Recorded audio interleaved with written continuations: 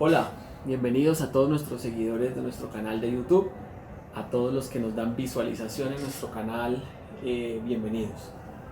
En este video vamos a continuar en lo relativo al tema de la teoría del acto administrativo. Recordarán que en el video anterior vimos el concepto básico de acto administrativo, no obstante existir otros pareceres o conceptos. También estuvimos hablando de los elementos de existencia del acto administrativo, explicándolos de manera muy rápida pero muy precisa. En este video vamos a empezar a reflexionar o hablar sobre los tipos de actos administrativos en primer lugar.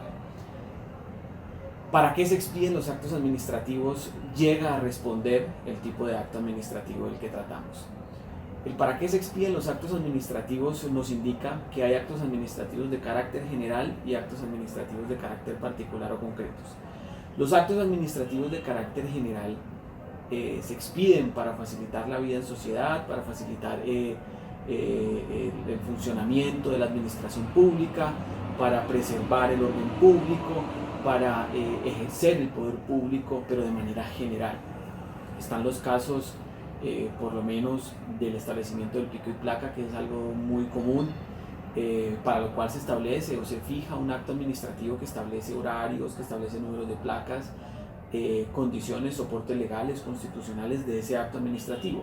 Ese acto claramente es un acto administrativo de carácter general, porque afectará a todas las personas que tengan vehículo, que el día X o el día Y, lunes, martes, miércoles, cualquier día, tengan el número correspondiente a ese día en el cual se limita la libertad de locomoción o la posibilidad de moverse de un lugar a otro en un municipio, por ejemplo nuestro municipio Santiago de Cali, que se limite temporalmente y transitoriamente la posibilidad de moverse libremente en la ciudad.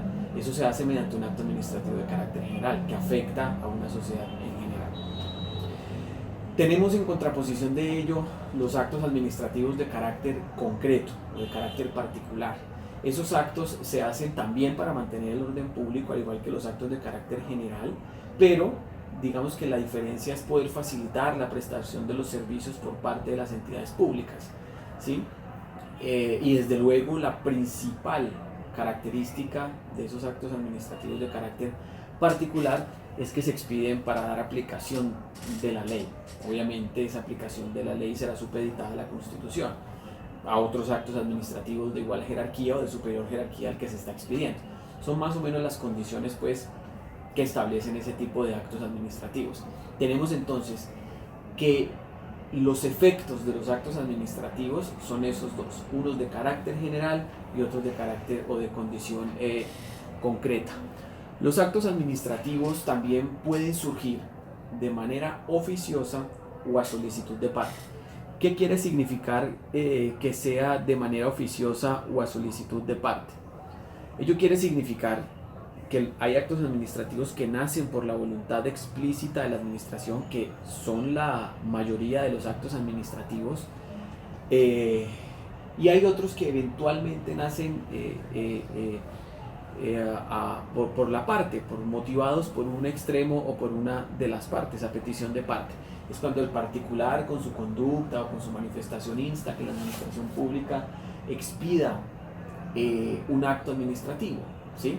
Lo más frecuente es que el acto administrativo sea oficioso, que sea expedido por la administración.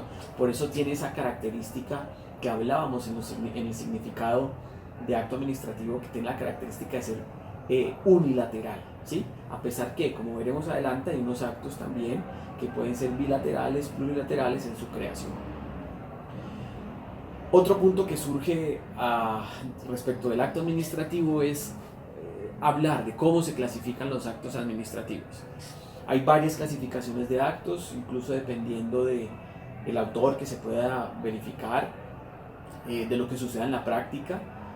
Pueden haber diversos actos, pero los más comunes o los que de manera más rutinaria se utilizan son los actos preparatorios, los actos de ejecución, los actos de cumplimiento y los actos complementarios. Cuando hablamos de actos preparatorios, estamos hablando de los actos administrativos que hacen posible en la práctica que se pueda ejecutar un acto administrativo principal. Hay un acto que crea una situación principal y otro que lo desarrolla. Podemos poner como ejemplo lo que ocurría cuando se estableció el sistema masivo integrado de Occidente de Santiago de Cali y se empezaron a expedir actos administrativos. Había un acto administrativo general o matriz, el cual creaba el sistema, por decirlo de alguna manera general. Desde luego ese acto contenía una cantidad de exposiciones constitucionales, legales, de hecho, que le daban soporte. Pero básicamente ese acto era de carácter general, pero para poder llegar a la práctica y ejecutar la salida de los vehículos de servicio público tradicional del transporte, pues había que generar actos administrativos particulares, dado que se afectaban a particulares, a propietarios de vehículos de transporte público, colectivo, ejecutivo, del que se tratase. Entonces había un acto principal, o digamos un acto preparatorio para estos efectos, que preparaba y daba las condiciones necesarias para establecer el sistema, pero había uno que era principal o de ejecución, ¿sí? Ese principal o de ejecución, que también podría decirse que es complementario, producía los efectos jurídicos de ese acto principal, que ordenaba no solo el establecimiento del sistema, sino la chatarrización, que se llama comúnmente, pero algo más técnico se llama desintegración física. Ordenaba la desintegración física de los vehículos, y esa desintegración física se daba por vía de ese acto administrativo que desarrollaba al acto general, para que llegara a producir los efectos jurídicos que se esperaban de ese acto preparatorio, matriz o principal. Existen también los actos administrativos de ejecución que dan cumplimiento al acto principal. Hay otros actos que simplemente se establecen para darle paso o aplicación fáctica a algunos actos administrativos.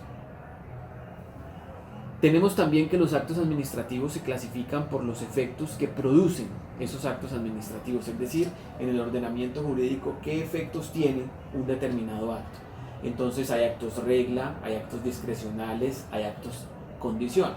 Hablamos de los actos regla, que son los más comunes, los que están definitivamente reglados y regulados bajo el ordenamiento jurídico, que se dicen cómo se deben expedir, cuál debe ser su soporte legal, el soporte que desde luego ellos tienen, la creación de normas generales impersonales.